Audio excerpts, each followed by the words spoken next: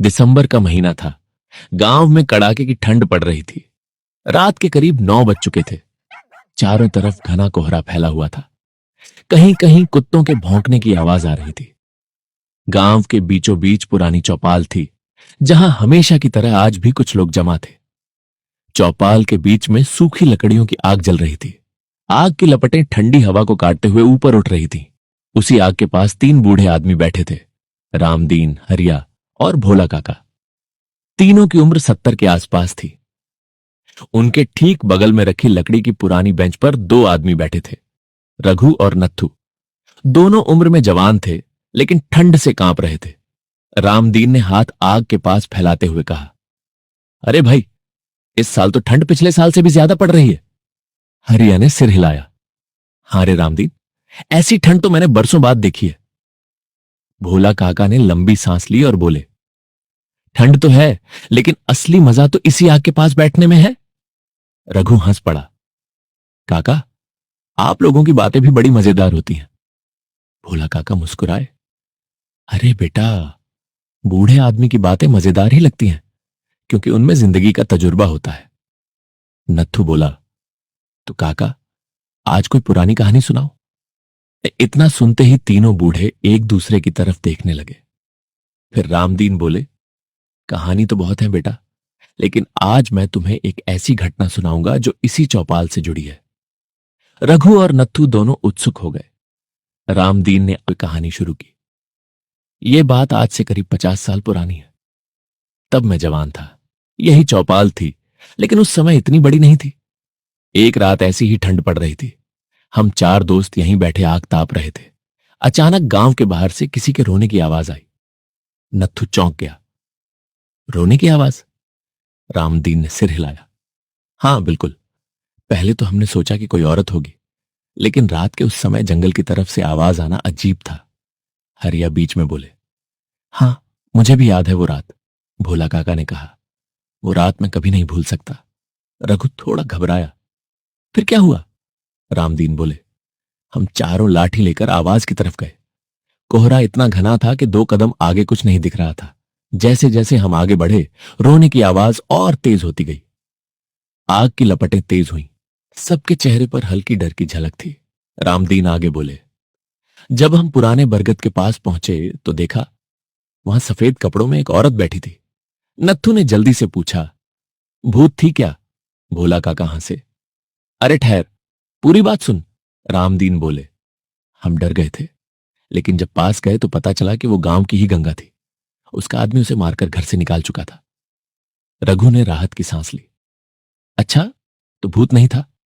हरिया बोले, लेकिन असली डर तो उसके बाद शुरू हुआ था। रघु और नत्थु फिर चौंक गए। रामदीन ने कहा, हम गंगा को लेकर वापस चौपाल आए, आग जलाई और उसे बैठाया। तभी अचानक गांव के कुएं की तरफ से किसी के कदमों की आवाज आने लगी। टक टक टक। भोला काका ने अपने डंडे से जमीन पर आवाज निकालकर माहौल बना दिया। नत्थु कांप गया। फिर रामदीन बोले, हमने सोचा कोई आदमी होगा, लेकिन वहां कोई नहीं था। सिर्फ पैरों के निशान थे, और वो भी उल्टे। उल्टे? हरिया बोले। कदमों की आवाज आने लगी। टक टक टक। भोला काका ने अपने डंडे से जमीन पर आवाज निकालकर माहौल बना दिया। नत्थु कांप गया। फिर रामदीन बोले, हमने सोचा कोई आदमी होगा, लेकिन वहां कोई नहीं था। सिर्फ पैरों के निशान थे, और वो भी उल्टे। उल्टे? हरिया बोले। हां, और वो निशान सीधे इसी चौपाल तक आए थे। ठंडी हवा का झोंका आया।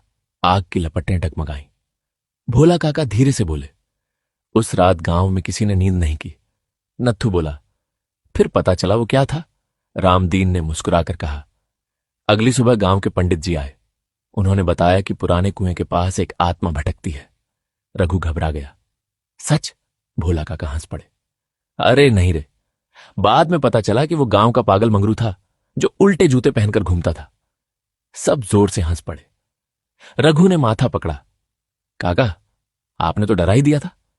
हरिया बोले, जिंदगी में कई बार डर सिर्फ दिमाग का खेल होता है।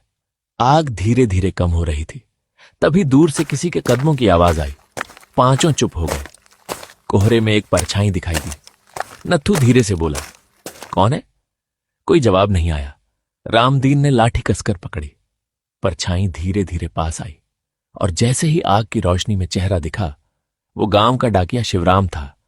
वो हंसते हुए बोला, अरे तुम लोग ऐसे क्यों देख रहे हो? भोला काका बोले, तेरे कारण तो हमारी जान ही निकल गई थी।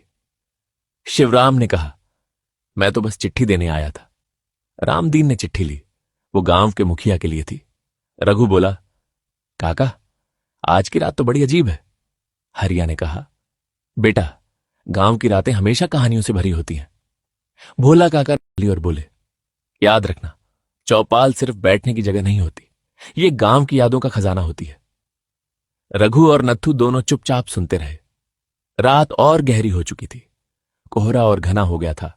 आग अब बुझने लगी थी।